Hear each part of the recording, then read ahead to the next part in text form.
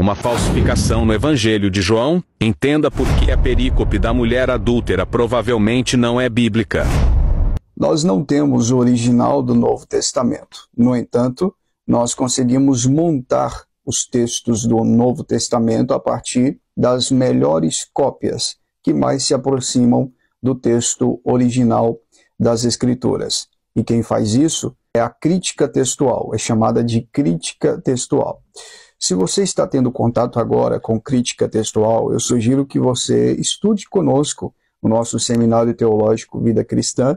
Em breve nós iremos introduzir a matéria de hermenêutica, interpretação das Escrituras, grego e hebraico e também crítica textual, que é muito importante para você entender o texto. Já quero dizer para você que é um assunto um pouco polêmico, é claro, e não se assuste, talvez seja o seu primeiro contato com crítica textual, e nós vamos esclarecer o assunto aqui para você, e eu vou dar algumas dicas para você entender um pouquinho o texto que nós iremos trabalhar aqui hoje. Portanto, pegue a sua Bíblia, uma caneta e um papel e bora para o texto. João capítulo 7, versículo 53, e a perícope que começa no capítulo 8, versículos de número 1 até o versículo 11, não estão nos melhores manuscritos gregos do Novo Testamento. Isso traz uma séria implicação a respeito de como esse texto foi parar no nosso texto no Novo Testamento. Estaria a Bíblia totalmente errada? A Bíblia contém erros e que a Bíblia cai em descrédito por causa disso? Não. O Novo Testamento é o documento com o maior número de cópias do mundo. Por isso temos um número expressivo de divergências no que tange a variantes textuais, por exemplo. Podemos remontar todo o Novo Testamento com facilidade, porém alguns trechos são bem polêmicos e debatidos na academia teológica. Exemplo disso são os versículos que você encontra nas traduções entre colchetes, que indicam que esse texto é meio problemático. Pode ser colchetes ou algum outro sinal mostrando que o texto tem algum problema. Também em notas de rodapé, como explica várias versões das Escrituras. Os tradutores, eles têm a tradição de pecar por mais ou pecar por menos. Então eles colocam o máximo de texto possível e depois marcam que esses textos, os que podem ter algum problema, eles colocam algum sinal, como colchetes, por exemplo. Eles preferem fazer isso do que tirar os textos das Escrituras. Existem duas grandes passagens, por exemplo, no Novo Testamento, que são bem polêmicas. A primeira é o final longo de Marcos, Marcos capítulo 16, versículos 9 a 20, e a segunda é esse texto que nós estamos trabalhando, que começa em João capítulo 7, versículo 53, desencadeia na perícope maior de João capítulo 8, versículo 1 até o versículo 11, a perícope da mulher adúltera. Mas talvez a pergunta que está passando na sua mente é, mas se esse texto não é um texto original, foi um texto acrescentado nas Escrituras, por que está nas nossas Bíblias, em todas as nossas traduções? Vamos a alguns pontos importantes. Como disse anteriormente, as traduções elas preferem pecar por mais ou por menos, deixando o texto lá, com alguns indícios de problemas, como por exemplo sinais entre colchetes. Por isso a importância de você estudar teologia, ou pelo menos de vir aqui estudar um pouquinho nos nossos vídeos. Segundo, a questão da manuscritologia. Manuscritologia é a ciência que cuida especialmente de textos originais da Escritura.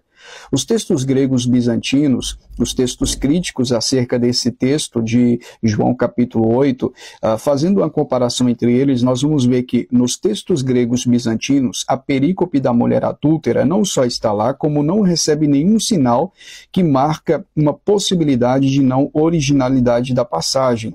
Já no texto Receptus Stephanos, de 1550, ou no texto Receptus Eusebius, de 1624, a perícope da mulher adúltera é impressa sem nenhum sinal de problema, nenhum sinal de asterisco ou nenhum sinal de colchetes.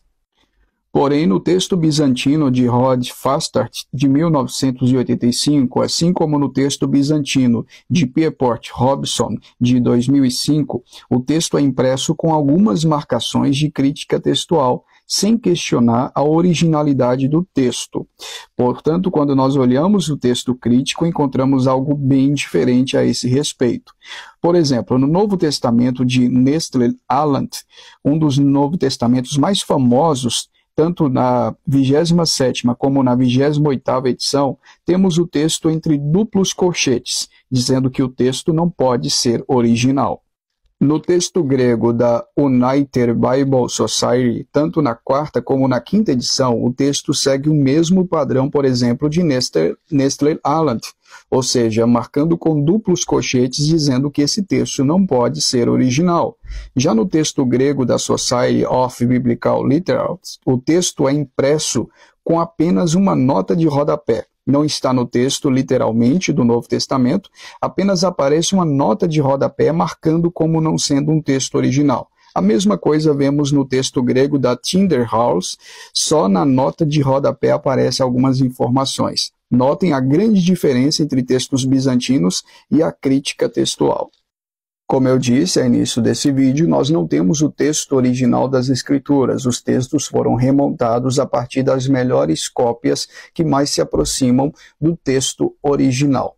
Bom, nessa altura, talvez você está com um nó na sua mente. Como resolver esse texto? Como resolver esse problema? Até agora, só termos técnicos, sem resolução de problema, reverendo. Vamos a alguns pontos importantes para a gente já caminhar para o apagar das luzes desse vídeo. Outro problema muito comum no texto é que ele possui mais variantes textuais do Novo Testamento. São 81 variantes nesses 12 versículos, no capítulo 7, versículo 53, até o versículo 11 do capítulo 8.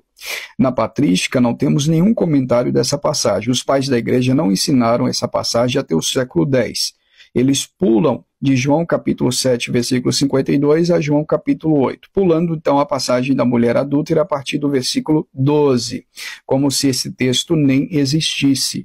Um dos mais importantes críticos textuais do Novo Testamento é Bruce Metzer, e ele ressalta isso. A maioria das Bíblias nos últimos 8 séculos não possuíam essa passagem. Como disse Daniel Wallace, é impressionante como ainda se encontra em nossas Bíblias a passagem da mulher adúltera. A sintaxe do texto, no vocabulário, não parece ser joanino. É muito complexo o texto, considerando o texto flutuante, portanto, inautêntico. Existem manuscritos que mostram essa tal passagem no final de Lucas, ou entre Lucas e João. No Codex 115, ela aparece em João capítulo 12. É como se não tivesse como encaixá-lo. É um texto considerado texto flutuante. Só passou a ser João capítulo 7 e capítulo 8 no final do século IX, ou início do século IX. Evidências transcricionais também mostram a dificuldade desse texto. Daniel Wallace diz que, transcricionalmente, os escribas quase sempre adicionavam material em vez de omiti-lo, colocando alguns sinais. Por isso havia, segundo muitos, 2 grandes fatos históricos que foram aceitas na literatura apócrifa e depois adicionados na literatura cristã. Um documento do século III, chamado Didaskaia Apostolorum, que ensina a prática da mesma misericórdia de Jesus ao perdoar essa mulher adúltera e conta a história dela com várias diferenças. Nessa versão, os líderes judeus não tinham julgado a mulher adúltera, o texto não identifica o pecado dela como adultério, os líderes judeus não tinham a intenção de prender Jesus, Jesus apenas conversa com ela e não a chama de filha. Já no relato de Dídimo o Cego, estudioso alexandrino do século IV, diz que os líderes judeus querem apedrejá-la sem declarar qual foi o pecado dela. Segundo Dídimo, essa história estaria no Evangelho segundo os Hebreus, um texto apócrifo judeu do século II. No relato de Eusébio de Cesareia, no final do século IV, menciona Papias, um pai da igreja do século II, e diz que ele também diz que o texto da adúltera não vem do Evangelho de João, mas do Evangelho dos Hebreus. Na Didascália, o texto de Dídimo, Eusébio de Cesareia e Papias, temos versões diferentes de uma mesma história apócrifa. Podemos até dizer ser histórico, mas não canônico. Resumo da ópera, meus queridos, esse texto não é um texto original, não é um texto autêntico. Se ele está em nossas Bíblias, como eu disse, é porque os escribas eles preferem pecar por mais do que por menos. Só que na maioria das traduções ele está entre colchetes ou asteriscos, mostrando o grande problema dessa passagem. Nunca pregue esse texto sem mencionar isso, porque esse texto não passa pelo crivo da crítica textual.